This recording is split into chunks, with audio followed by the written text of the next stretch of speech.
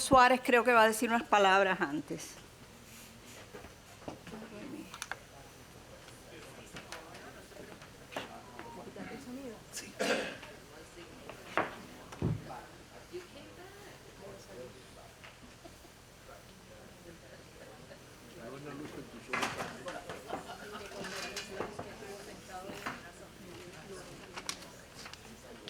Buenas noches.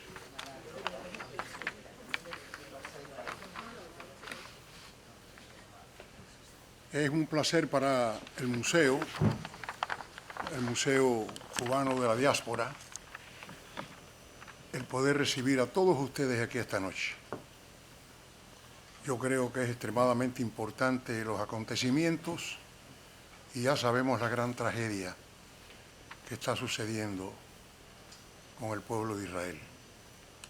Para nosotros en el museo es un honor recibir aquí a esta asociación tan prestigiosa, ANACAE, una asociación que lleva tantos años rindiendo unos servicios formidables, no solamente a la causa de lo que es la enseñanza, la democracia, lo que son los profesores, no, algo más importante, a la causa de Cuba.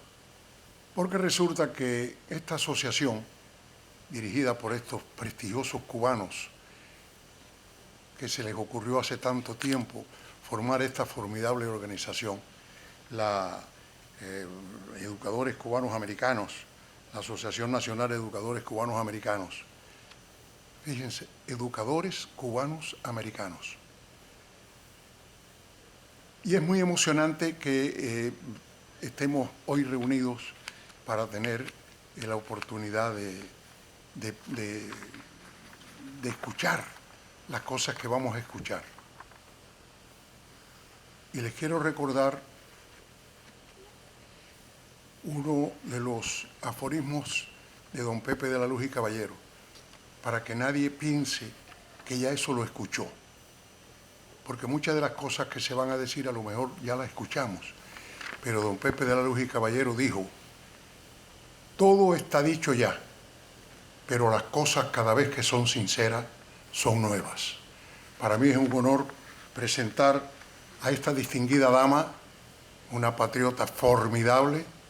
Puedo dar constancia de ella porque participó en la Fundación Nacional Cubano-Americana a su muy temprana edad y estuvo rindiendo ya desde muy jovencita, pues, frutos a la causa de la libertad de Cuba. Hoy para mí es un honor, sinceramente, el poder presentar a Lourdes Abascal.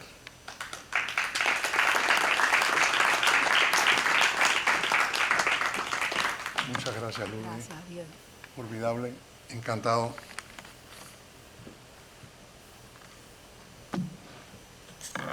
Bueno, buenas noches de nuevo.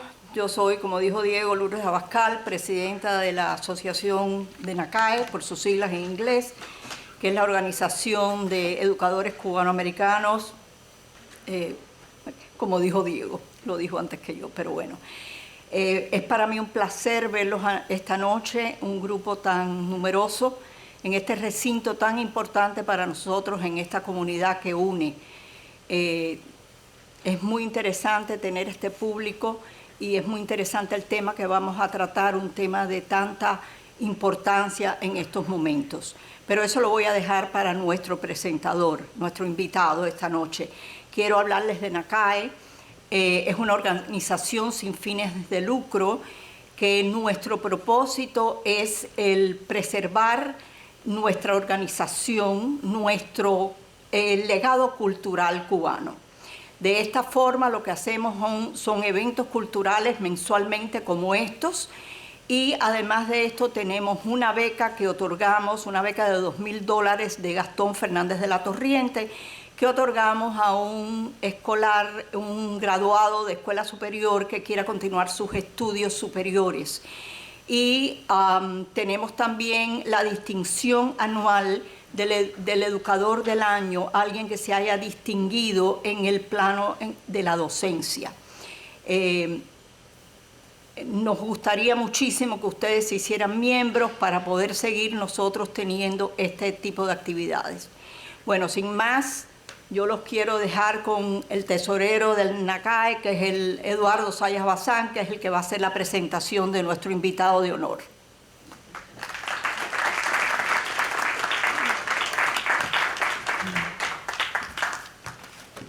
Gracias, Lourdes.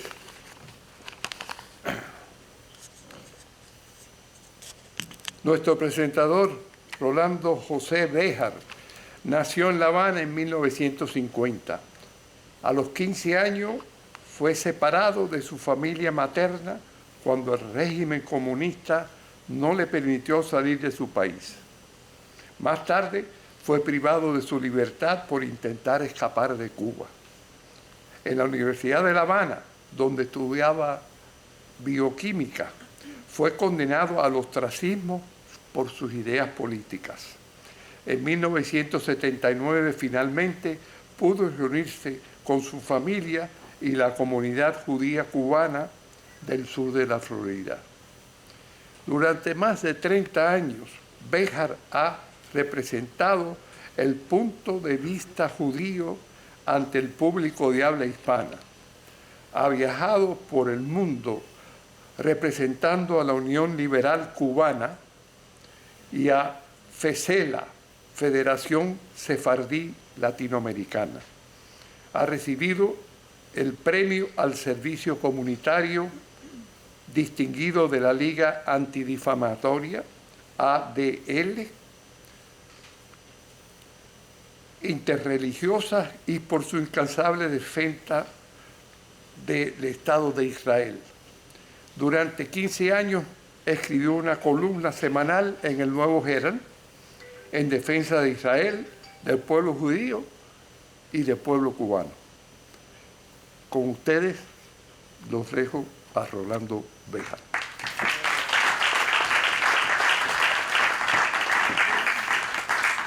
Muchas gracias. Ante todo, les agradezco su presencia. Realmente me han sorprendido. Agradezco, por supuesto, el auspicio de la Asociación Nacional de Educadores Cubanoamericanos y de FESELA, que auspician este evento. Y agradezco, por supuesto, la presencia de ustedes y... el micrófono está apagado. ¿Está apagado el micrófono? ¿Así? ¿Así es mejor? Ok, perfecto.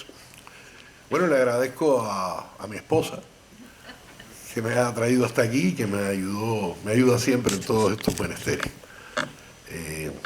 Empecemos. La conferencia tiene un título que le ha llamado la atención a muchas personas: Palestina sin judíos. Ese no es el título que yo preferí, pero el título que yo prefería era un poco demasiado fuerte y después decidimos por este título. El título que yo le daría, que voy a repetir varias veces en la conferencia, es: se trata de matar judíos. Y de eso se trata. Lo que quiero es que entiendan que de lo que se trata es de matar judíos. Todo esto que ha pasado, todo lo que está pasando y todo lo que pasó, el objetivo siempre ha sido matar judíos. Quiero que ese mensaje se lo lleven. Ese es el punto fundamental de la presentación. Bueno. La palabra hebrea plishtim, cuyo significado es invasores o intrusos, es raíz de la palabra Palestina. Se considera que el gentilicio filisteo proviene del vocablo plishtim. Se le atribuye a un pueblo de origen griego que habitó el área costera de Canaán, incluyendo Gaza y Ashdod.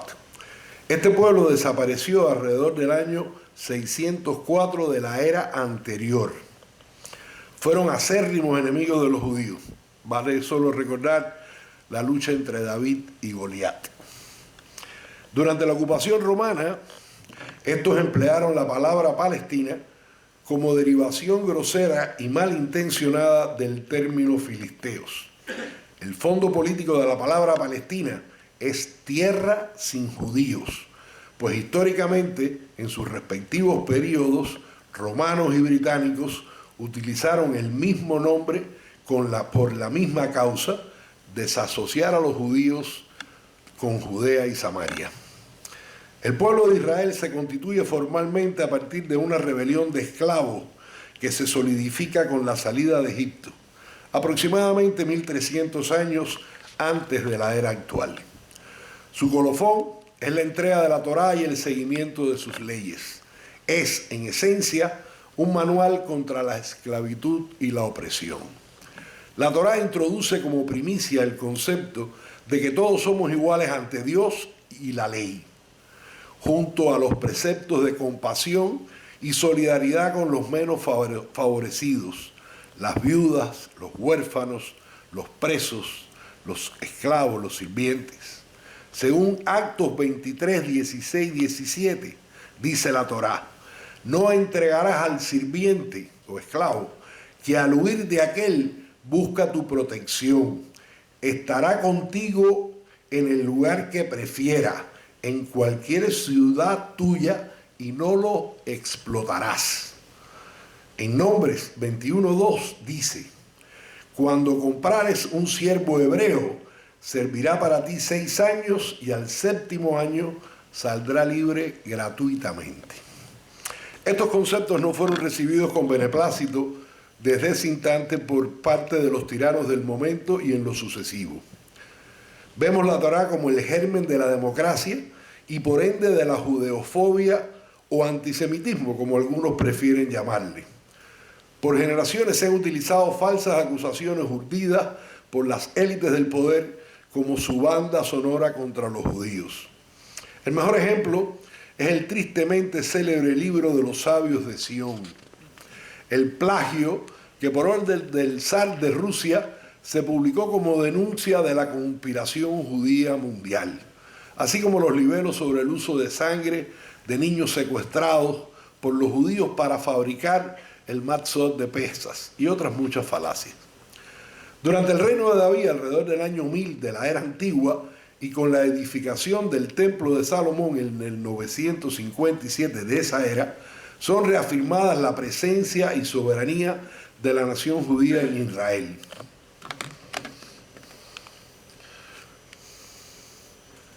Esto no funciona.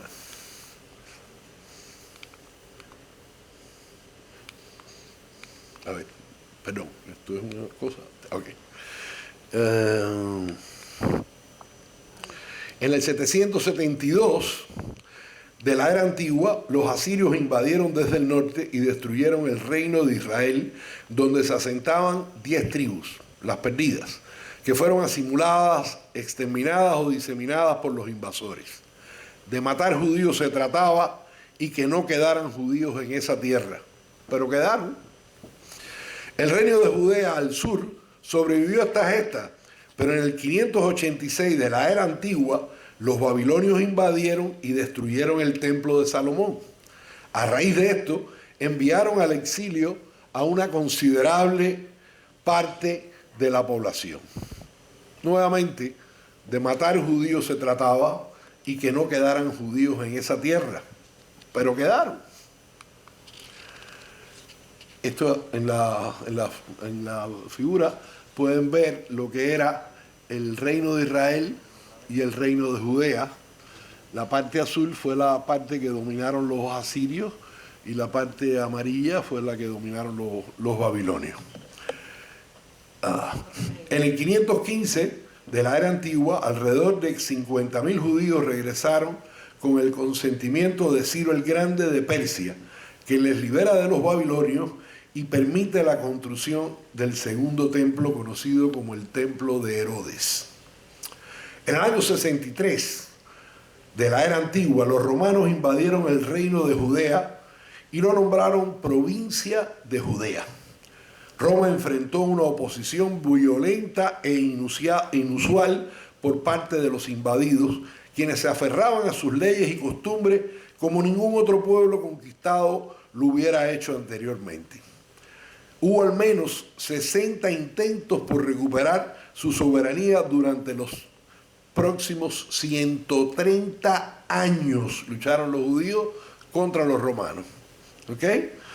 Cerca de 2.000 personas fueron crucificadas por no acatar los preceptos impuestos por Roma, incluyendo a Jesús, el judío de Nazaret. Los romanos destruyeron la ciudad de Jerusalén en el año 70 de la era actual y sobre sus escombros construyeron y poblaron una ciudad griega. Sobre las ruinas del templo de Herodes hizaron un templo a Júpiter. Cambiaron el nombre de la provincia de Judea por Siria-Palestina y el de Jerusalén por Aelia Capitolina. El objetivo era borrar la memoria, la presencia y la existencia de los judíos en sus tierras ancestrales. El genocidio romano, conocido como las guerras judías, resultó en la muerte de entre 600.000 y 800.000 judíos. Esta guerra culmina con la derrota de Bar Kokhba en el año 136 de la era actual. De matar judíos se trataba y que no quedaran judíos en esa tierra, pero quedaron. ¿Por qué tanto odio? ¿Qué explicación tiene tanto empeño por hacer desaparecer un pueblo supuestamente tan insignificante? El Imperio Romano era un sistema donde unos pocos ciudadanos patricios controlaban las vidas de millones de esclavos quienes sustentaban su economía y eran mantenidos en las más horrendas condiciones, sin derecho alguno y tratados en la peor forma que a animales. A diferencia del trato de los judíos con respecto a sus sirvientes, limitando estos a 7 años de estado de servidumbre y luego la libertad. Que sus hijos nacieran libres, los hijos de los esclavos de los judíos nacían libres, y que pudieran convertirse al judaísmo en cualquier momento para dejar de ser esclavos. El contraste, visto desde la perspectiva del patricio romano, era contraproducente y una pésima influencia que pesaba sobre sus intereses. Muchos paganos que habitaban la zona mediterránea concurrían con asiduidad a las ceremonias religiosas de los judíos y estos, entonces proselitistas, les enseñaban sus leyes. Consecuentemente, se produjo una gran simpatía por los judíos y se realizaron conversiones masivas en números que los romanos consideraron un peligro para su hegemonía. De ahí su intento de eliminar radicalmente a los judíos. De matar judíos se trataba y que no quedaran judíos en esa tierra, pero quedaron. En el 636 de la era actual, los árabes invadieron Israel, perpetuaron matanzas, conversiones forzosas de judíos y expulsaron a los romanos. Los árabes entonces renombran a Jerusalén como Al-Quds y construyen la mezquita Masjid al-Aqsa sobre las ruinas del gran templo de Salomón. De matar judíos se trataba y que no quedaran judíos en esa tierra. Los árabes permanecieron hegemónicamente hasta el comienzo de las cruzadas en el 1091. Estos, los cruzados, gobernaron hasta 1291 de nuestra era, momento en que los mamelucos, súbditos del sultán egipcio, le arrebatan el poder y ocupan la región por 200 años.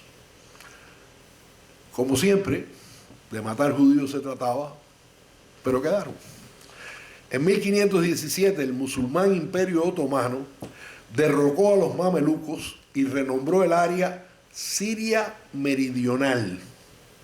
O sea, los romanos le pusieron Palestina y los otomanos le pusieron Siria Meridional. Y a Jerusalén, Kudus y Serif Belediyesi. Los otomanos gobernaron 400 años hasta 1918, periodo durante el cual los judíos vivieron con relativa paz. Durante esta etapa, desde 1882, los judíos de la diáspora comienzan a emigrar a Israel, huyendo de las matanzas y abusos perpetrados contra ellos en los pogroms en Europa y por razones similares desde Yemen. Estos inmigrantes, también conocidos como pioneros, le compraban la tierra originalmente a pequeños terratenientes con los escasos recursos que traían o con fondos recaudados por los judíos de la diáspora. En 1894, que condenan a prisión al capitán de artillería Alfred Dreyfus, cuya familia había servido con honor por generaciones en el ejército francés. Fue un proceso político público durante el que fue acusado injustamente de espiar para los alemanes. Su condena y escarnio, luego demostrada como una falsedad, encausó a Teodoro Herzl, un judío austriaco laico, a fundar en 1897 el movimiento sionista. El nombre sionismo encarna el anhelo del pueblo hebreo de regresar a Sión, nada más, que es uno de los antiguos nombres bíblicos de Jerusalén, ciudad sagrada para los judíos desde su fundación. Herzl promueve la idea de la inmigración judía a Israel, convencido de que, dada la experiencia europea ejemplificada en el caso Dreyfus, nunca un judío podría ser un ciudadano común y con los mismos derechos en las sociedades que habitaba, sin la amenaza de ser injuriado, atacado, herido o muerto por el solo hecho de ser judío y no tener un país que los acogiera y protegiera de sus enemigos. Del 29 al 31 de agosto de 1897 se realiza el primer congreso sionista en la ciudad de Basilea, Suiza. Desde entonces aumentó considerablemente la inmigración y la población judía en la Siria meridional de los otomanos, donde vivieron con relativa tranquilidad. Entonces,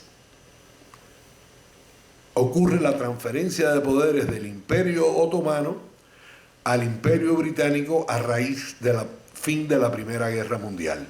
La región deja de estar bajo el Islam, o como dicen en el Corán, Dar Islam, y comienza a ser Dal Arhab, que es tierra en guerra.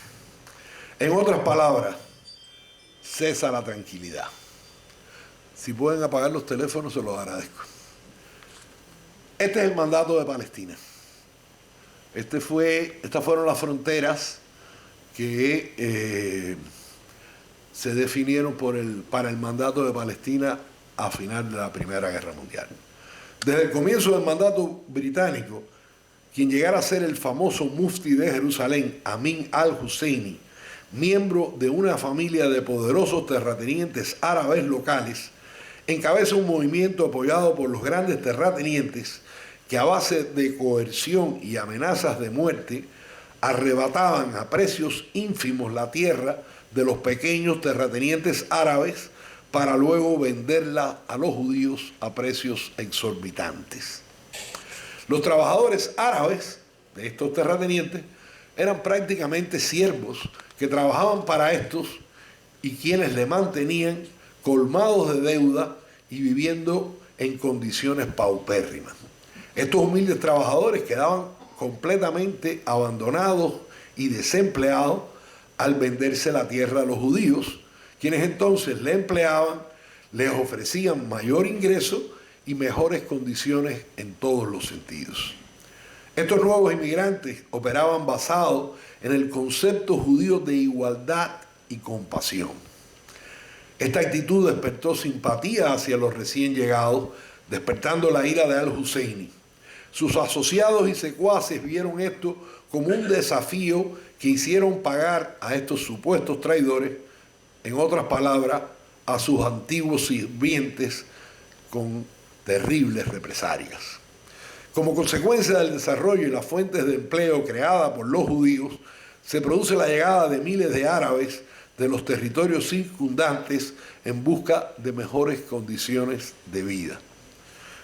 Noten que durante todo este proceso en Israel, desde el final de la Primera Guerra Mundial, con la aplastante derrota de los otomanos y alemanes por parte de los aliados europeos y norteamericanos, se le encomendó a Mark Skies, un inglés, y al francés François-Georges Picot a delinear las fronteras de los estados a constituirse sobre las ruinas del Imperio Otomano.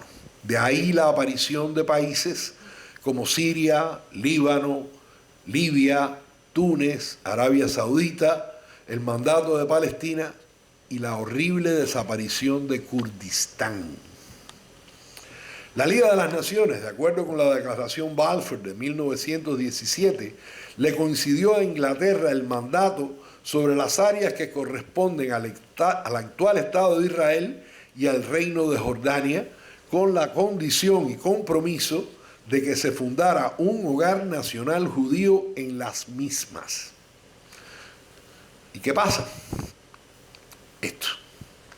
Los ingleses decidieron renombrar el área como mandato de Palestina sin ningún otro vínculo histórico con el nombre impuesto por Roma, que el nombre impuesto por Roma en su periodo de ocupación.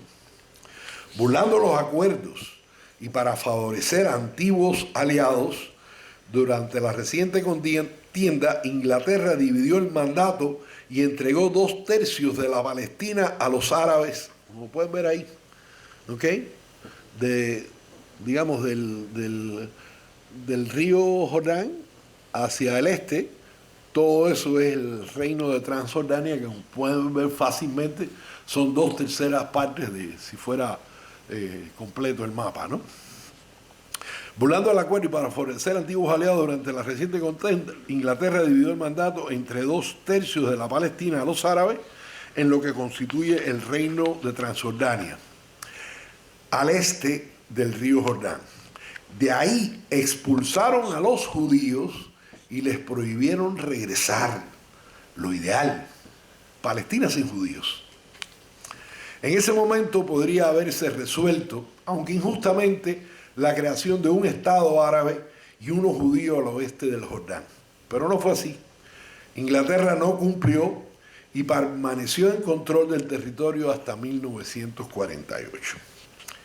Al final de la Segunda Guerra Mundial, los ingleses impusieron toda una serie de medidas para evitar que los judíos sobrevivientes del Holocausto, desplazados por toda Europa y rechazados en sus propios países de nacimiento, porque eso pasó, pudieran emigrar hacia Palestina, mientras permitían abiertamente la inmigración árabe. Amin al-Husseini, quien vivió de 1897 a 1974, no solo fue el padre fundador del movimiento nacionalista árabe en Palestina. Los ingleses, a comienzos de sus mandatos, entre el 21 y el 37, lo reconocieron como el mufti de Jerusalén. Este individuo, además de ser un ferviente antisemita, se convirtió en el colaborador nazi más importante en el mundo árabe y activista político que trabajó incansablemente por la limpieza étnica y la destrucción física de los judíos en Palestina y en todo Oriente Medio. De matar judíos se trataba, y que no quedaran judíos en esa tierra. Pero quedaron. Desde el principio, al-Husseini estimuló la hostilidad hacia los judíos, promoviendo, financiando y entrenando bandas de fascinerosos árabes que llevaban a cabo matanzas de judíos. En Jerusalén, en 1920, en Hebrón, en 1929, y las más crueles, entre 1936 y 1939, durante lo que se llamó la Gran Revuelta Árabe. Perecieron alrededor de 400 judíos, algunos oficiales ingleses y 2.000 árabes, en manos de las hordas asesinas de Amin al-Husseini. Los judíos entonces carecían de una entidad militar que les defendiera, y los árabes, que simpatizaban con ellos y les apoyaron, fueron asesinados.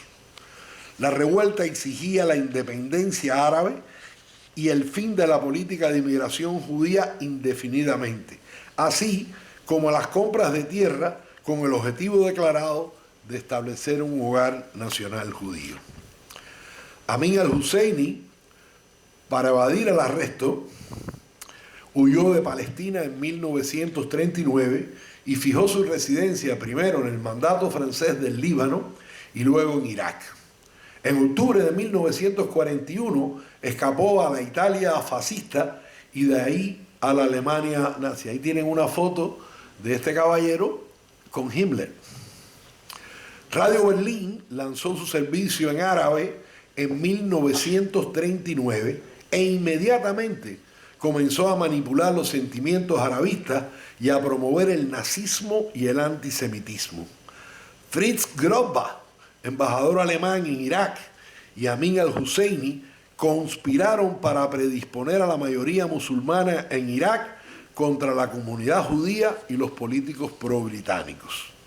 En los primeros meses de 1941, Amin al-Husseini se trasladó a Bagdad, donde participó, promovió y organizó un fallido golpe de Estado pro-nazi que provocó que musulmanes enfurecidos asesinaran a 175 judíos, hirieran a 1000, y así como robaron y destruyeron 900 hogares judíos. Muchas niñas judías fueron violadas y los niños mutilados delante de su familia. Les recuerda noticias recientes, ¿verdad? Ok.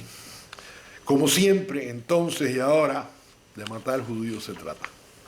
De Bagdad, Amin al-Husseini viajó a Berlín, donde fue recibido por el propio Hitler, quien le prometió ayudarle en la exterminación de los judíos en el mandato británico de Palestina. Ahí lo tienen con Hitler.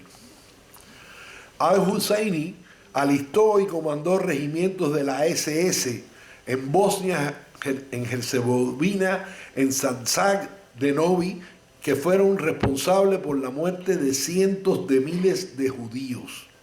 Según algunos, participó en el diseño junto a Himmler de algunos campos de exterminio en Europa del Este. Como siempre, de matar judíos se trataba, pero quedaron. En 1939, los británicos redujeron la emigración judía a 75.000 personas por año, después de las matanzas, justo al comienzo de la Shoah, palabra con la que se identifica el holocausto judío. Al comienzo de la Segunda Guerra Mundial, los judíos se alistaron voluntariamente en la división palestina del ejército británico para luchar contra los alemanes del lado de los aliados, mientras los árabes, liderados por Amin al-Husseini, apoyaban el eje fascista. Así llegamos a noviembre del 47 con la aprobación de las Naciones Unidas de crear en el pequeño territorio entre el río Jordán y el Mediterráneo dos estados, uno para los judíos y otra para los árabes. Para los cubanos les digo que Israel cabe 5 veces en Cuba, ¿okay? Para que tengan una proporción, y más o menos del tamaño de New Jersey para los que no conozcan Cuba. Los judíos aceptaron, pero los árabes, liderados por Amin al-Husseini, se opusieron radicalmente a que hubiera dos estados, y Hassan Pasha, quien era el secretario general de la Liga Árabe en ese momento, declaró públicamente que iba a exterminar a los judíos en Oriente Medio, así como que esta va a ser una guerra de exterminio, una masacre como la de los mongoles y los cruzados. Como siempre, de matar judíos se trataba, pero quedaron. Nunca ha sido una disputa territorial. Para los musulmanes siempre ha sido un conflicto religioso entre al-Islam y al-Harb. Tierra bajo el Islam y tierra en guerra. Los andaluces no creen mucho en eso, pero les puede pasar. Un enfrentamiento con el objetivo de eliminar o expulsar a los judíos de sus tierras ancestrales.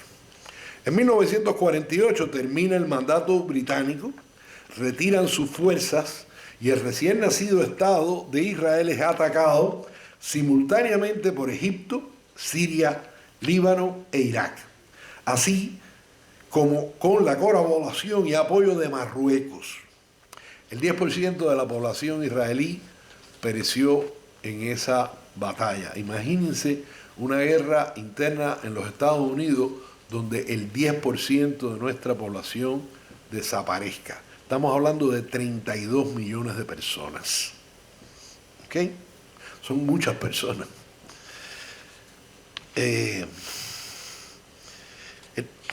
esa contienda. Como siempre, se trataba de matar judíos, pero en esta ocasión, milagrosamente, los judíos salieron por primera vez en 2000 años victoriosos sobre sus enemigos, que es lo que se llama la Guerra de Independencia de Israel entre 1948 y 1949.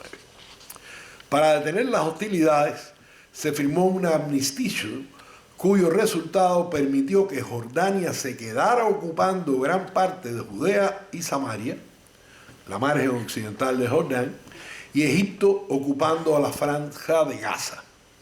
Esa ocupación jordana y egipcia duró 18 años, sin que hubiera intento alguno por parte de los palestinos de exigir a jordanos y egipcios la creación de un Estado palestino independiente.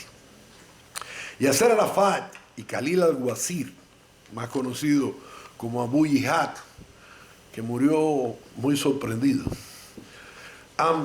un teléfono creo que lo explotó.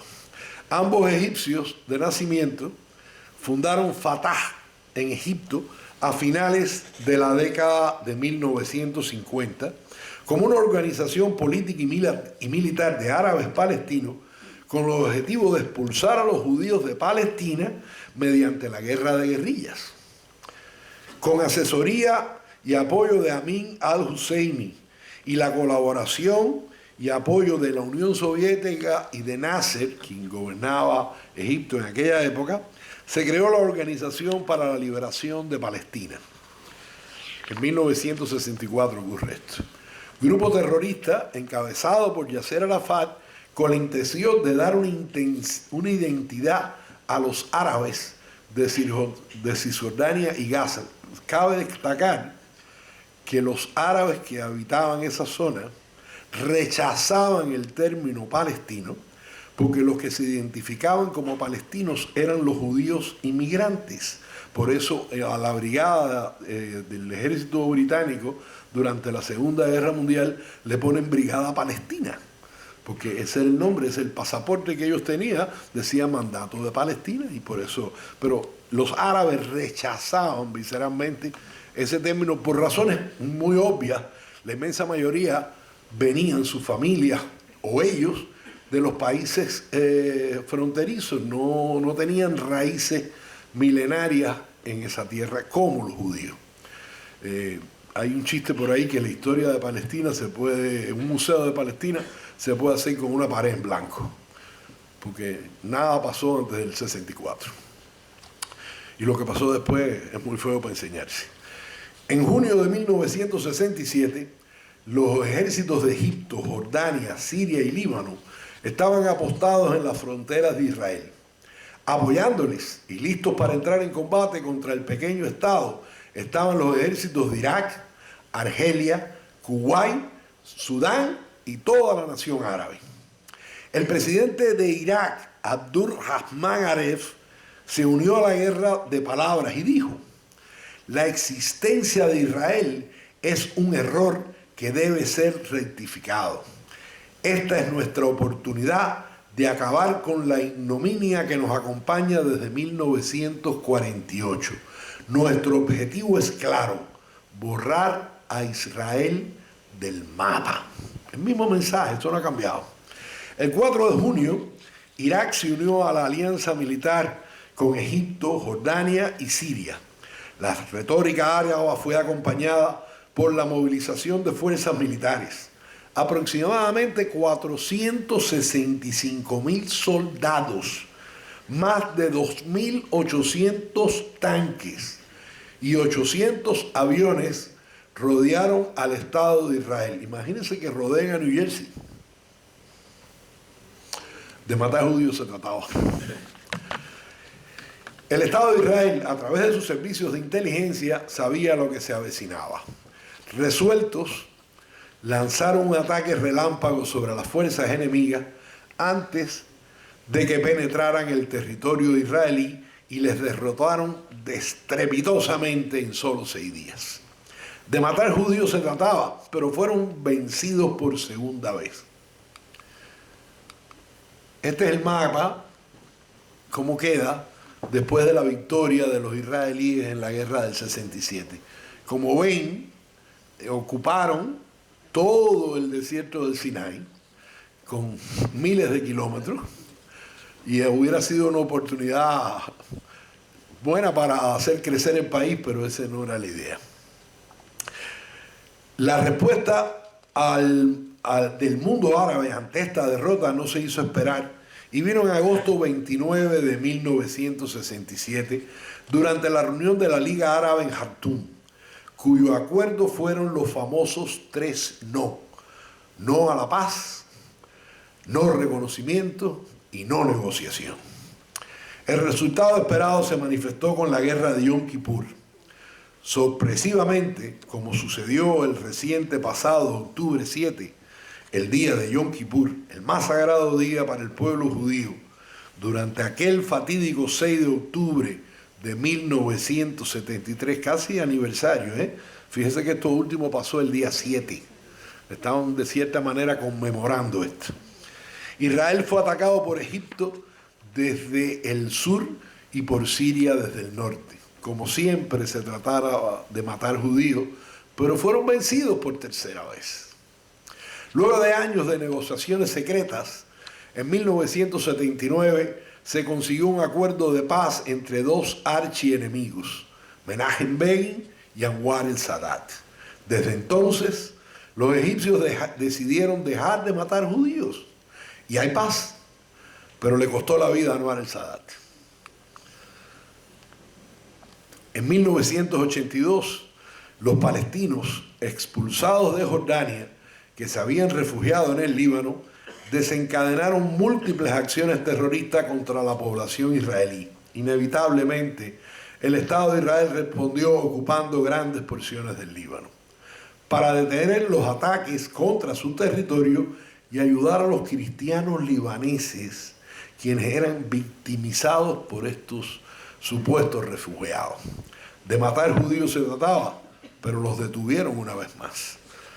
Como el cuento de nunca acabar, en 1987 y hasta el 2002, Arafat instigó la intifada, que significa en árabe sacudirse, deshacerse de algo, como cuando uno se sacude para quitarse el agua de la cabeza cuando se baña y agita el cuerpo violentamente.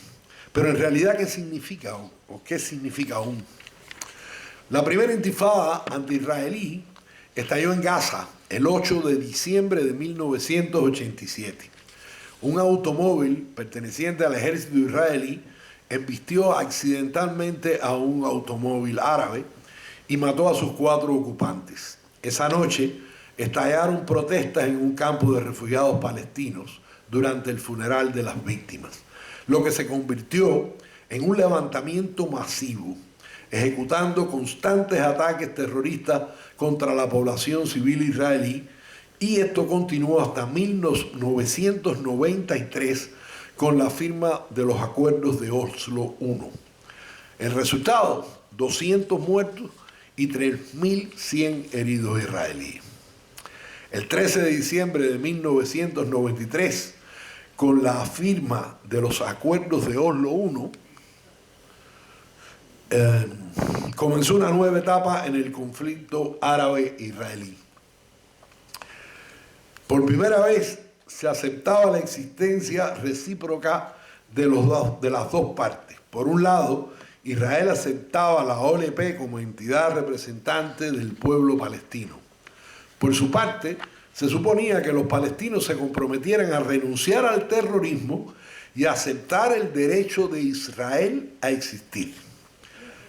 De acuerdo con el texto original, las dos partes acuerdan que es el momento de poner final a décadas de confrontación y conflicto, reconocer sus respectivos y legítimos derechos políticos, luchar para conseguir vivir en una coexistencia pacífica con dignidad recíproca y seguridad, alcanzar un extenso acuerdo de paz duradera y una reconciliación histórica mediante el proceso político acordado. No se logró que decidieran dejar de matar judíos. Ese fue el fracaso de Oslo. Una buena noticia fue el tratado entre Israel y Jordania en 1994, el que hasta hoy, y a pesar de la guerra en Gaza, sigue en pie. Nunca cesaron los ataques terroristas contra la población israelí. Por ello, se intentó revisitar los acuerdos de Oslo y se redactó el memorando de Wayne River, conocido como Oslo II, entre Netanyahu y Arafat en 1998. En el memorando se insiste en las previsiones sobre seguridad que Israel había planteado en Oslo I. En este acuerdo se establece, en este de Wayne River, específicamente que los palestinos desarrollarían un plan de lucha sistemática y efectiva contra las organizaciones terroristas y su infraestructura. La vida ha demostrado que también fue un fracaso. En julio del año 2000 se celebró la cumbre de Camp David entre el primer ministro israelí Ehud Barak y el terrorista palestino Yasser Arafat. El objetivo era llegar a un acuerdo sobre el estatuto permanente. Barak concedió el 95% de los territorios reclamados. La oferta fue rechazada y comenzó la segunda intifada el 29 de septiembre del 2000, sostenida con mayor o menor intensidad hasta el 2005. Yo estuve en Israel en el 2002 y hay otro que estuvo conmigo en esa época. Y en cada esquina, en cada cruce de calles en Jerusalén, habían 4 personas armadas con armas largas porque la situación era terrible, era muy peligrosa. Yo eso lo vi, así, eso no lo leí en el periódico, eso yo lo viví. Barak concedió el 29 de septiembre del 2000, sostenida con mayor o menor intensidad hasta el 2005 en Cisjordania, la Franja de Gaza y la Ciudad Vieja de Jerusalén. Ahí fue donde yo lo vi. De nuevo se trataba de matar judíos. En el 2005, el gobierno de Israel, comandado por Ariel Sharon, abandonó la Franja de Gaza. Se retiró todo el personal militar y más de 8.000 civiles. Dejaron intactas toda la infraestructura creada por 38 años. 38 años los israelíes estuvieron desarrollando Gaza. Muchos de esos hospitales que aparecen ahora fueron construidos por israelíes. Debido a la densidad de población y el poco espacio, en algunos de esos hospitales, las mismas firmas israelíes construyeron subterráneos para darle mayor capacidad a los hospitales para su funcionamiento, porque no había otra tierra cercana, tenían que ir hacia abajo. Estos subterráneos fueron los que Hamás utilizó como puntos de partida para crear toda esa red de túneles que está debajo de Gaza en este momento. En este acuerdo se establece específicamente que los palestinos desarrollen un plan de lucha sistemática y efectiva. Okay. En julio del 2000 se celebró la cumbre de Camp David en mayor intensidad. Okay. En el 2005 se retira Israel de Gaza, dejando intacta la infraestructura, incluyendo carreteras, escuelas, granjas, invernaderos, fábricas, teatros y galerías de arte. Todo lo destruyeron. El objetivo de esta retirada era reducir las fricciones entre israelíes y palestinos y que pudieran estos desarrollar al máximo sus posibilidades y progresar en autonomía. Lamentablemente no fue así.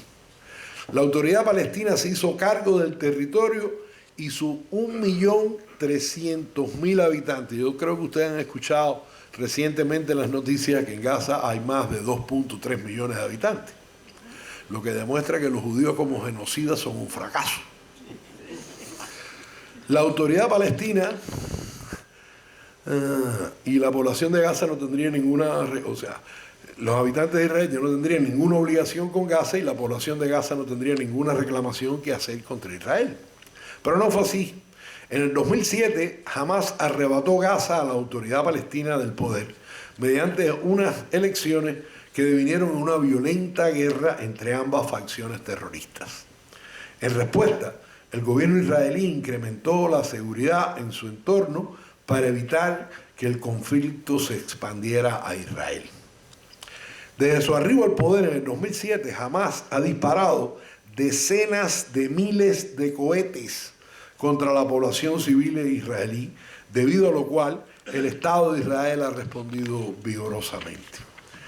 Ehud Olmert, entonces primer ministro, presentó un plan para la paz el 16 de septiembre del 2008, cuyo principal elemento era que Israel cedería casi el 94% de Cisjordania y toda Gaza con el fin de establecer un Estado palestino. 2008, Ehud Olmert, primer ministro de Israel. La respuesta fue una descomunal cantidad de cohetes lanzadas contra el territorio de Israel. Se trataba, como siempre, de matar judíos. En respuesta, Israel desplegó la operación Plomo Fundido para detener la agresión. En el 2014, Hamás realiza múltiples ataques con cohetes y el Estado de Israel se ve obligado a desarrollar el sistema cúpula de hierro para la protección de su ciudadanía. Imagínense ustedes si Israel no tuviera ese sistema. ¿Cuántos de esos miles de proyectiles habrían asesinado a civiles israelíes? Piensen por un minuto nada más en eso. Hamás ha lanzado ataques contra Israel desde su base en Gaza en el 2008, en el 2009, en el 2014, en el 2021 y este último el 7 de octubre del 2023.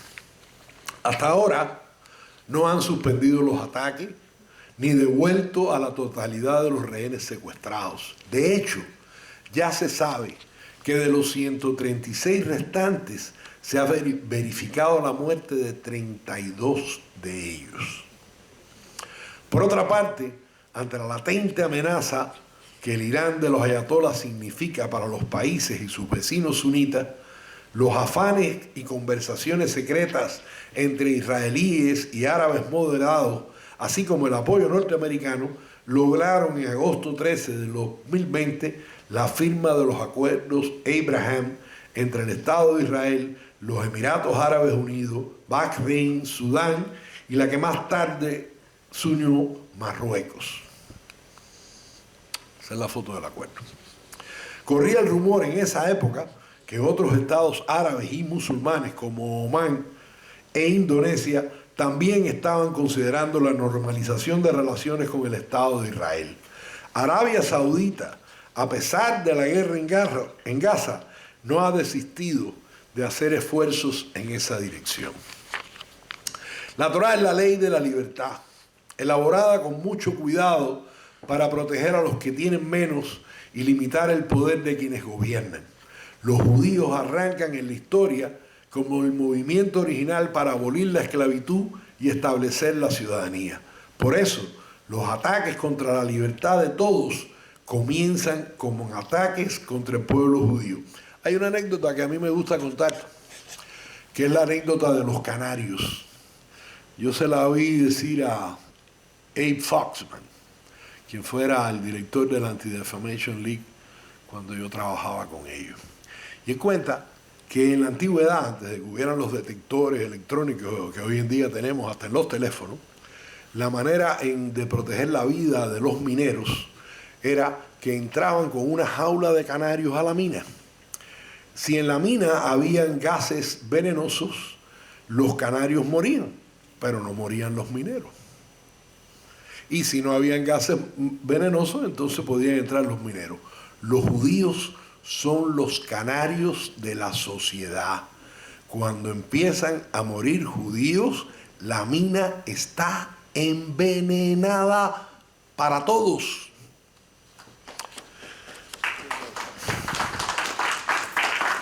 Gracias.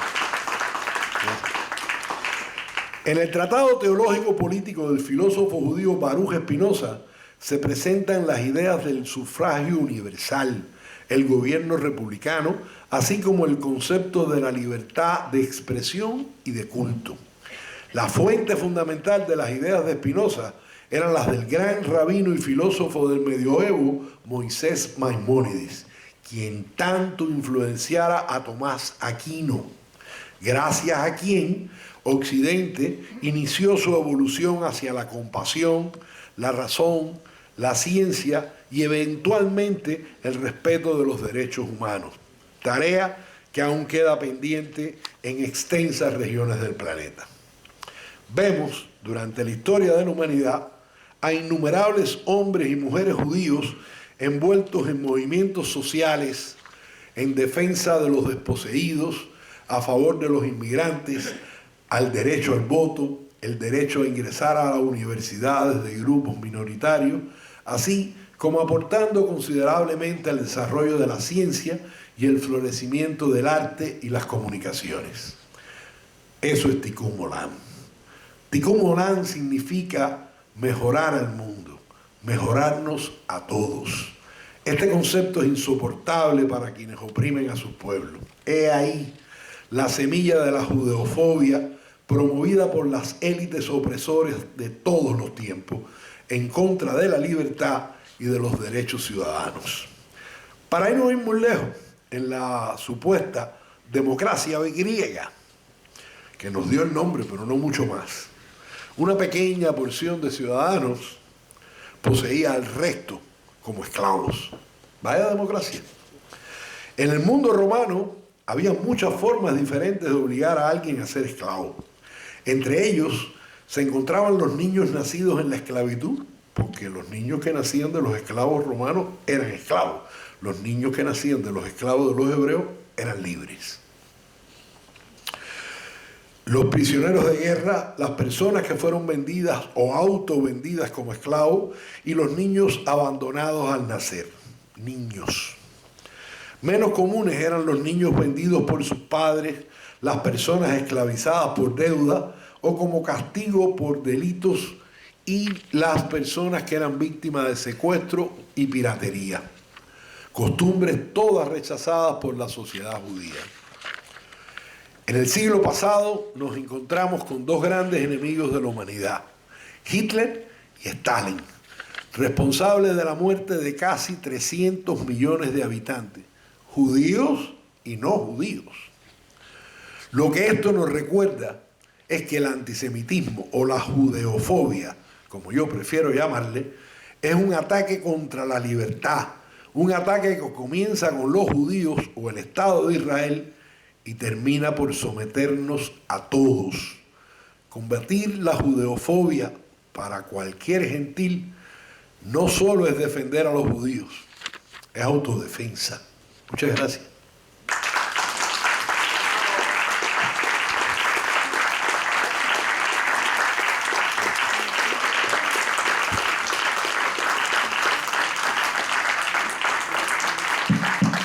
Si tienen alguna pregunta o comentario, insultos no, pero preguntas o comentarios, con muchísimo gusto. Hay un micrófono por ahí para alguien.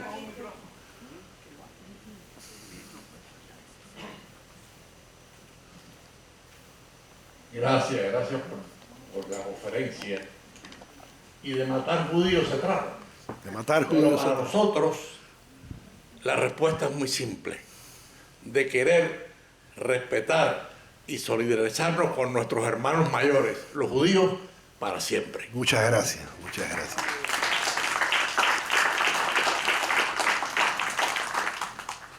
¿Alguien más? Irene, por allá. Por favor.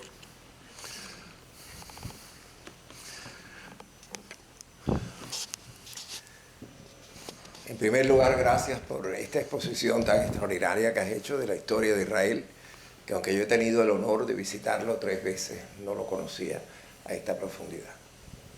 Yo quería comentar que yo estuve, creo que fue en el año 95, 96, y una de las cosas que me llamó la atención era que, por supuesto, como había una situación muy tensa desde el punto de vista de la agresión que tenían de parte de los árabes y del mundo árabe, que encontré que muchachos que eran realmente muy jóvenes andaban prácticamente todo el tiempo armados con fusiles y que incluso el grupo de turistas al que yo pertenecía, en aquella ocasión yo viajé con un grupo de cristianos, por lo cual tuve la oportunidad, por ejemplo, de visitar Belén y Nazaret, etc. Y que tenían que siempre en las guaguas, en cualquier cosa que nos transportáramos, teníamos que tener 2 y 3 y a veces 4 soldados que a veces eran muy jóvenes, armados.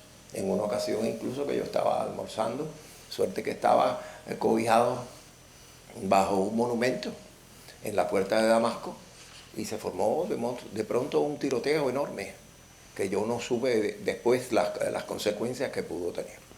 Sin embargo, ya después en el 2014 y 2016, que viajé invitado por el Ministerio de Turismo para cubrir unos festivales de ópera, la situación, por supuesto, estaba mucho más pacífica y pude ver y asombrarme de cuánto había progresado en todos los sentidos, como un país que es tan sumamente pequeño y que realmente son muy acogedores. Mi experiencia fue extraordinaria en los 3 casos, por supuesto. Pero en estos 2 últimos pude ver un desarrollo de rascacielos. Tel Aviv es una de mis ciudades favoritas. Y el pueblo judío, al cual ahora, hoy mismo, me nació un sobrino nieto. Wow. Que es judío. Ah, felicidades. Mazel tov. Mazel tov. Yo... No he terminado. Realmente a mí me parece que hay algo, como tú dijiste ahora mismo, que es la judeofobia, es una enfermedad. Habría que buscar quizás explicaciones metafísicas o explicaciones, no sé, muy misteriosas, porque cuando uno analiza el aporte que han hecho los judíos a la historia de la civilización, es monstruoso. Esa ferocidad, esa cosa que incluso hace pensar en que hay unos intereses ocultos muy poderosos que intentan destruir a la comunidad judía en todas partes a través de la historia que tú has resumido muy brevemente. Y que además hay algo milagroso, como tú señalaste en tu conferencia, de que hay algo que nos protege. Gracias. Israel es un milagro. Gracias a Dios. Israel es un milagro.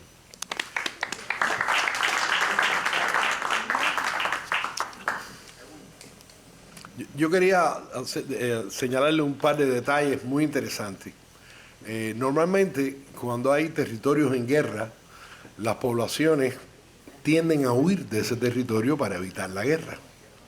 En Israel ha pasado, en estos tiempos tan tremendos, 2 cosas absolutamente inusuales. Que un número importante de no judíos han ido a Israel para pelear voluntariamente al lado de los judíos. Esa es una. Y la segunda es que la aliá, o sea, la decisión de judíos a irse a vivir a Israel permanentemente, ha dado un incremento inexplicable bajo estas condiciones. Porque esa es una de las características del pueblo judío y que ha logrado que, con la ayuda de Dios, por supuesto, hayamos llegado hasta aquí. En los tiempos difíciles, cuando no hay un tiempo difícil, hay 3 judíos y 5 opiniones. Pero en los tiempos difíciles somos uno, porque de la misma manera como que para los cristianos su función o su objetivo fundamental es salvar el alma, para los judíos es salvar al pueblo judío. Por eso la Torá nos enseña que somos responsables los unos de los otros porque somos uno. Y nuevamente, si tienen alguna otra pregunta, con mucho gusto. Aquí. Ah, venga. Perdón un momento, él va a hablar y ya tengo un orden de quién va a seguir. Ah, ok, dale. Dígame. Muchas gracias, padre. Le habla Gerson Delgado. Ah, mucho gusto. El gusto es mío. Lo conozco desde que forever. nació. Esto es una pala. Venga. Para los que no te conocen, usted es como mi padre. Solamente quería agregar algunas cosas que por supuesto muchas personas no conocen. en el periodo que usted, ante todo le doy las gracias por la invitación, pues verdad que fue un compromiso para mí venir aquí y darte el soporte que necesitas, porque muchas personas necesitan saber la verdad sobre nosotros. Un pequeño comentario solamente. En el periodo que usted reclamó, nosotros tuvimos dos cosas muy difíciles que hacer. Primero, fue la retirada del Líbano, y segunda, la retirada de Gaza. Nos costó miles de vidas, nos costó miles de millones de recursos, desplazamiento de muchas familias que habían hecho muchas inversiones, no solamente en Moshavim, en Kibbutzim, sino también inversiones. Tú estabas ahí en religiosas. Israel en esa época, ¿no? Por supuesto. Yo lo sufrí personalmente porque parte de mi brigada fue eliminada en el Líbano. Y nosotros tuvimos que regresar, reagruparnos y empezar a trabajar en Gaza. También quería darle a usted mi reconocimiento y las gracias por el servicio de su familia a nuestro ejército, por su hijo. Muchas gracias siempre y mi respeto. Gracias. Muchas gracias. Aquí hay otra persona que fue la siguiente que pidió la palabra. Me da pena. Sí, dale, dale. Óigame, me da Gracias. pena de esta gente tan intelectual. qué bueno. Hablar. Pero yo bueno. les voy a decir Qué maravilla. dos cosas Venga. de lo que yo he leído o opino. Ustedes, por la cual, siendo católica, la gente quiere eliminarlos, yo diría que es la envidia. Porque es que de verdad ustedes han demostrado ser un pueblo por encima de los demás pueblos. Cuando usted estaba hablando, cuando se funda el Estado de Israel en el año 48, que los árabes estaban todos loquitos, ya ustedes tenían un ejército israelí, un mini ejército, un gobierno, ya ustedes estaban organizados.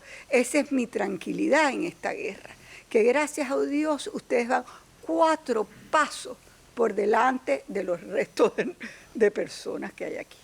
Así que muchas gracias. Muchas gracias. Los admiro muchísimo. Muchas gracias. Dos detalles. Uno de los institutos de investigación más importantes del mundo, el Instituto Weizmann, fue fundado en Israel en el año 34, en Regevo. Año 34, no había Estado de Israel, ni había nada de eso.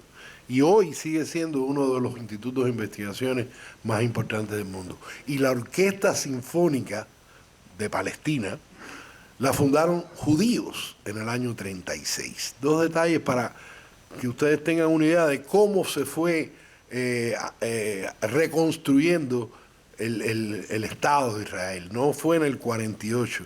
Los judíos empezaron a construir el Estado muchísimo antes de tenerlo. Fabricaron ciudades, fabricaron universidades, fabricaron institutos de investigación sin ni siquiera ser dueños de esa tierra. Así que yo creo que nos las merecemos, pienso yo. Yo sí creo.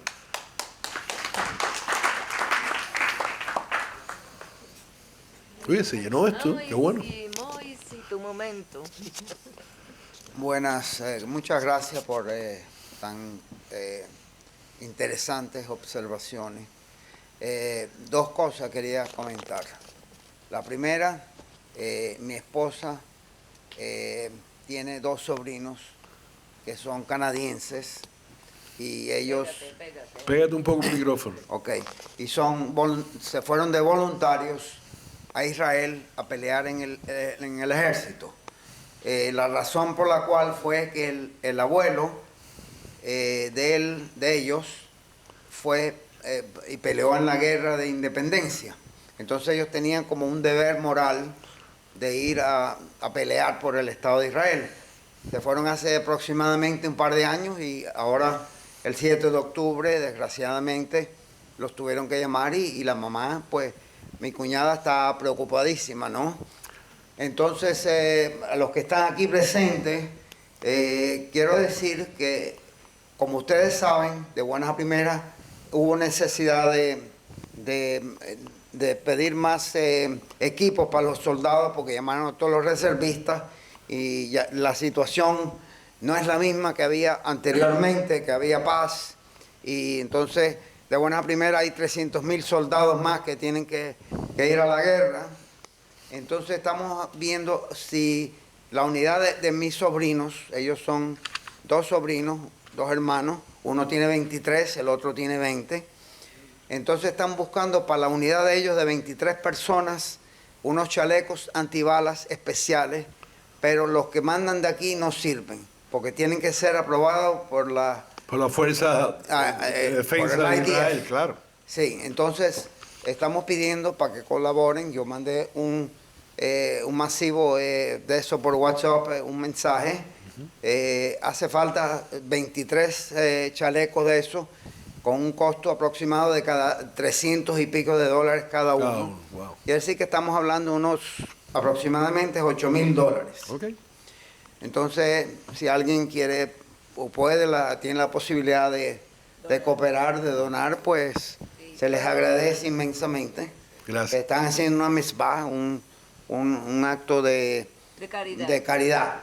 De Tzedakah. De Tzedakah. Bueno, de una mitzvah. Una mitzvah. Okay, número 1. Número 2, el segundo punto es, como usted sabe que en estos momentos en Irán está teniendo problemas porque debido a que ha utilizado a sus, ¿cómo se llama? A sus proxies para atacar a diferentes bases de los Estados Unidos. Entonces ya por fin los Estados Unidos y sus aliados han tenido el valor de atacar fuentes más directas de Irán. Entonces, ¿hay alguna posibilidad, usted cree, que cuando, por ejemplo, dado este caso, dentro de Irán la misma población hagan algo para deshacerse del gobierno internamente, bueno, que caigan? Déjame ver si te puedo responder eso. Ok. Es muy difícil predecir lo que pasa en cualquier país del Medio Oriente. A mí hace muchos años yo tuve el privilegio, y yo creo que un amigo mío estaba ahí ese día, de conocer a un señor que por una época fue el jefe del Mossad en Irán hasta la caída del Shah. Después de la caída del Shah, lo pusieron como jefe del Mossad en Kurdistán. Y un día vino aquí a Miami, era muy amigo de un amigo mío, y reunió un grupo pequeño de personas para explicarnos un poco de qué se trataba esto. Y él con mucha humildad nos dijo, mira, yo no soy capaz de explicarle un tema tan complejo, pero voy a tratar de hacerlo a través de una anécdota. Y la anécdota fue la siguiente. Él cuenta que un árabe llega a su casa y se encuentra a su mujer entretenida con otro caballero.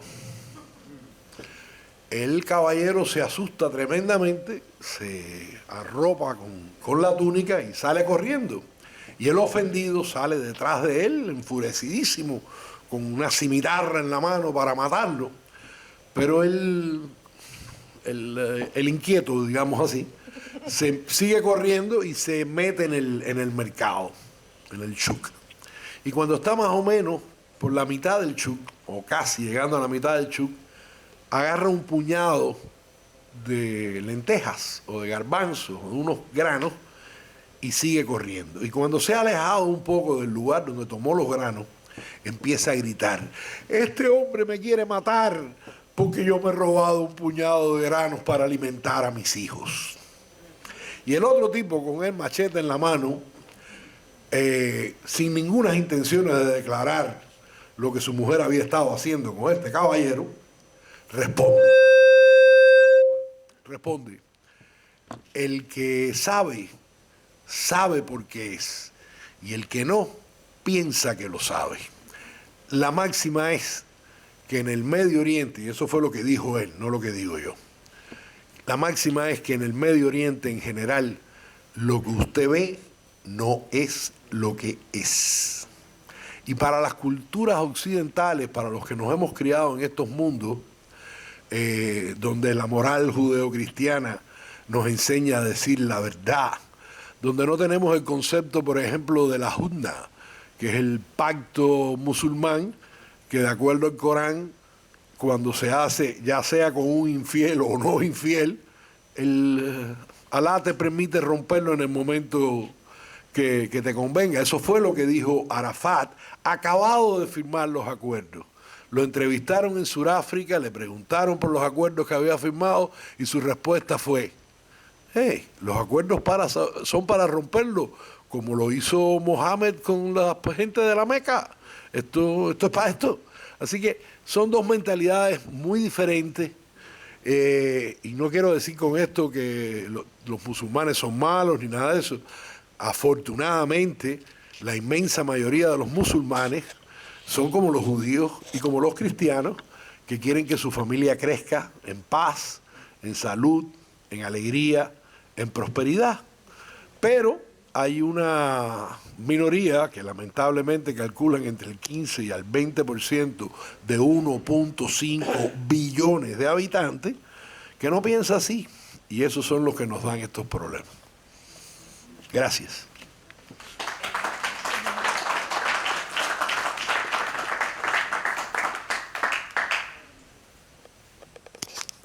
Mi querido Rolando, quiero felicitarte otra vez. Quiero felicitarte por la exposición tan buena que has hecho en nombre de toda nuestra comunidad, que tú sabes que siempre estamos ahí a disposición y te queremos mucho. Muchas gracias. Nosotros salimos en el año 61 de Cuba para Israel, ya hace unos cuantos añitos ya, ¿ok? Cuando se mandaban a los muchachos para acá, aquí está mi tocayo Moisés también, los dos somos Moisés. Salimos también para Israel, él también vivió en Israel. Salimos juntos. Primeramente, el Señor cuando se refirió aquí que te impresionó qué tan jóvenes son los muchachos. Los muchachos allá tienen que hacer ejército a los 16 años. Tengo dos de mis sobrinos que uno ya terminó se graduó aquí de ingeniero mecánico y se fue a hacer el ejército de Israel. Llegó allá, él quería ser paracaidista. Tenía 21 años o 22 años. No, tiene. Cuando llegó allá, le dijeron que ya era muy viejo para ser paracaidista. ¿Okay? Ya no servía para ser paracaidista, 22 años, ya es muy viejo. Mi sobrino más reciente está ahora ya haciendo 3 años de ejército y se acaba de graduar ya de su entrenamiento. Está ahora sirviendo en Gaza. Lo van a pasar para el norte, ahora para el Líbano. Pero para que vea cómo es el entrenamiento, terminando su entrenamiento le dijeron que nunca puede abandonar su arma. Siempre tiene que tener su arma con él. Como buen muchachito latino, pues son un poquitico dejaditos. Y un día en la noche le tocaron la puerta en la barraca. Y él dejó su arma en la cama. Y cuando abrió era el jefe de él. Dice, ¿dónde está tu arma? Dice, no, vine a abrir la puerta, la dejé en la cama. Dice, tienes 3 días de castigo. Te dijimos que tienes que estar con el arma siempre en la mano. Tú no puedes ver quién era y si es alguien que viene aquí a atacar y vas a estar desarmado. Quiero también decirte que las personas que sepan, cuando nos referimos al ejército de Israel, nosotros no somos un ejército. Somos fuerza de defensa israelí. Nosotros no atacamos, nosotros nos defendemos. Jamás hemos atacado a nadie. Siempre nos hemos defendido. Gracias, Musito. Muchas gracias. Espero que con esto quede varias cosas aclaradas y que siga con tu genial presentación. Antes de despedirme, de terminar esto, quería hacerle una anécdota para los cubanos. En el año 49, en la guerra de... ¿Perdón? Yo soy cubano. ¿Y yo también? Primero que... Ok, déjeme terminar la anécdota. Primero que nada, una presentación. En la guerra de independencia, 21 cubanos judíos fueron a pelear. Entre ellos, un negro cubano llamado Primitivo Ramírez, que se había casado y convertido al judaísmo a los 30 años, con toda la ceremonia, completo, a los 30 años. Se enamoró perdidamente de una muchacha hebrea y se sometió al proceso de conversión y se convirtió. Y no solamente hizo eso, sino que fue a arriesgar su vida a la guerra de independencia de Israel. O sea, la conexión entre los cubanos y los judíos siempre ha sido muy estrecha. Yo pienso que tiene mucho que ver con las emigraciones canarias y andaluzas, que son la mayoría de las inmigraciones en Cuba específicamente. Después de la Inquisición, o antes de la Inquisición, cuando empezaron las persecuciones a los judíos en la península ibérica, muchísimos judíos, convertidos algunos ya, o la mayoría, huyeron a Canarias para no ser cristianos nuevos en los pueblos donde habían crecido, porque ser cristiano nuevo en aquella época era ser judío ante los ojos de tus vecinos, con las consecuencias que esto acarreaba. Por ello muchos se fueron a Canarias y de Canarias fueron a Cuba. Y se notan muchas cosas en el carácter del cubano versus otros hispanoparlantes que se asemejan muchísimo a las características de judíos, entre otras de la manera en que nos matamos. No nos matamos. Los cubanos nunca hemos sido de una población de extrema violencia. Como quiera ha habido violencia en todas partes, pero no ha sido una característica. Y eso es una característica judía también. Así que aquí el que no tiene de Congo tiene de Carabalí.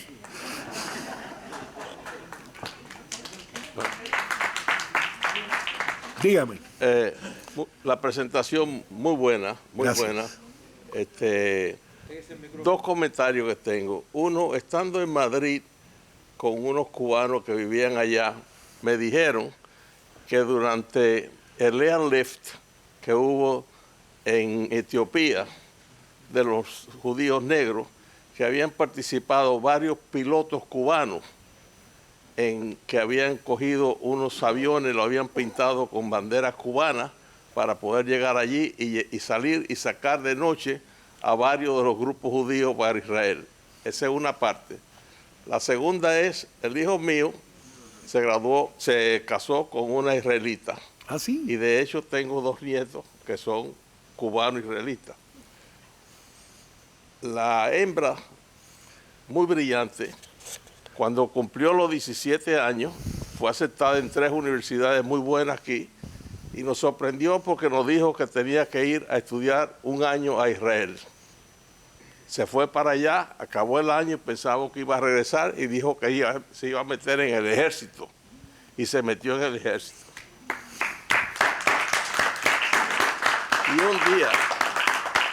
Y un día, para sorpresa de nosotros, dice, abuelo, si algún día alguien quiere ir a pelear a Cuba, yo voy a pelear también.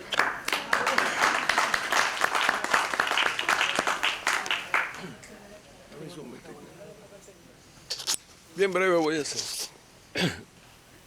Cuando a partir de los 14 años, 15 años... Acérquese el micrófono. A partir de los 14 o 15 años en mi vida, soy cubano, ¿no? Y empecé a leer mucho, me gustaba mucho leer, mucho, investigar mucho. Yo no sé por qué yo sentí inspiración por Israel. Porque yo me acuerdo, era un niño de 10 años, iba al dentista y había revista de la Segunda Guerra Mundial. Yo le pedía permiso al dentista para llevarme para mi casa. Empecé a leer y leer.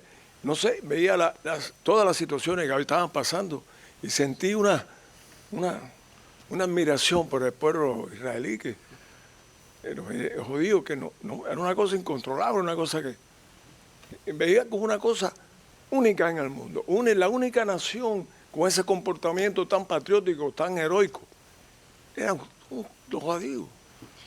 Entonces, mi apellido es Esteves.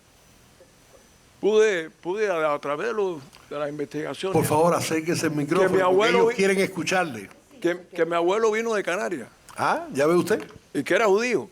Ah. Y mi hijo se hizo un ADN y hoy, con el otro hijo mío, descubrió, tu hermano se hizo, papá, y tiene 1% de sangre israelí. Es judía. Ya usted ve. Así que me siento muy feliz. Gracias. Y siento no tener 20 años. Bueno. Ya usted sabe por qué. Porque en Cuba a los 16 años, empecé a combatir el comunismo. Mi padre era teniente de la policía y yo partaba balas para las lomas. Y en el 59 estaba construyendo lo que es la Rosa Blanca, que los cubanos saben lo que es, la primera organización que trató contra el comunismo en Cuba con 17 años en el año 59. Fundada por Díaz Balar, en paz descanse.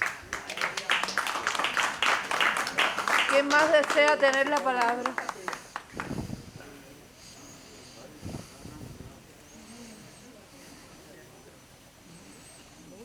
Gracias.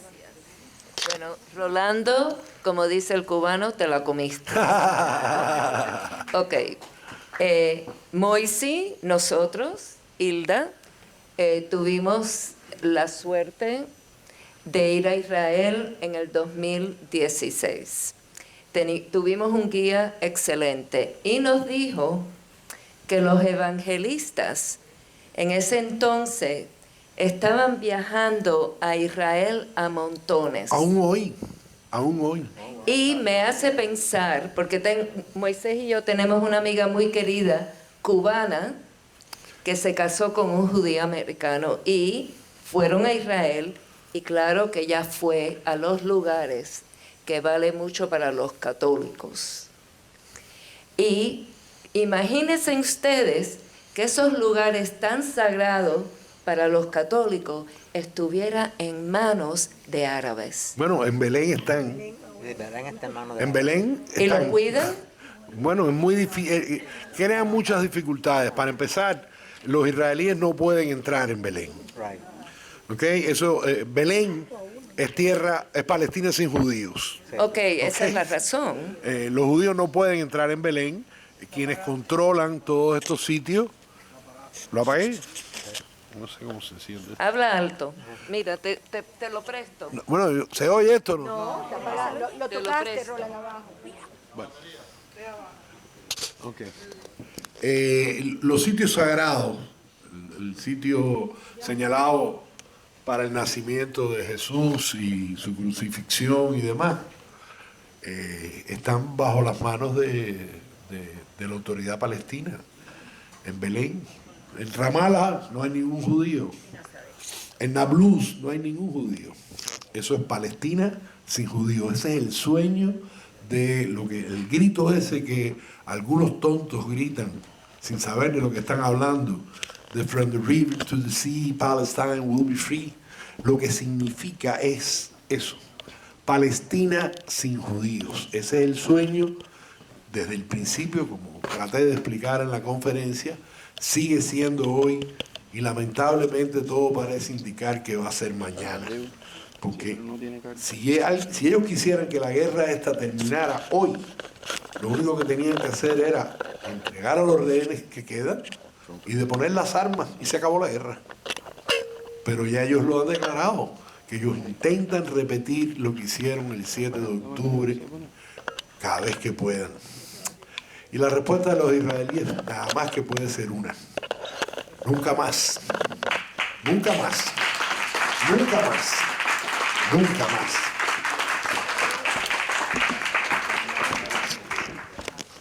Yo les puedo decir que yo estuve 2 veces en Israel, he estado 2 veces con peregrinaciones católicas cristianas. Hemos tenido ambas veces, no solo a los sacerdotes con nosotros, sino además guías israelitas. O sea que hemos tenido ambas partes de la historia, interesantísimo. Y hemos estado en la parte de Belén, toda la parte palestina, y la diferencia es del día a la noche. Donde único me sentí con miedo fue en esa parte. Yo he estado ahí, yo estuve ahí también. ¿Alguien más desea hacer alguna pregunta, decir algo?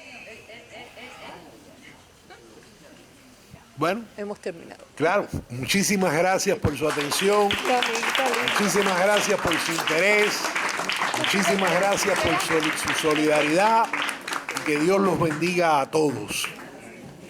Amén.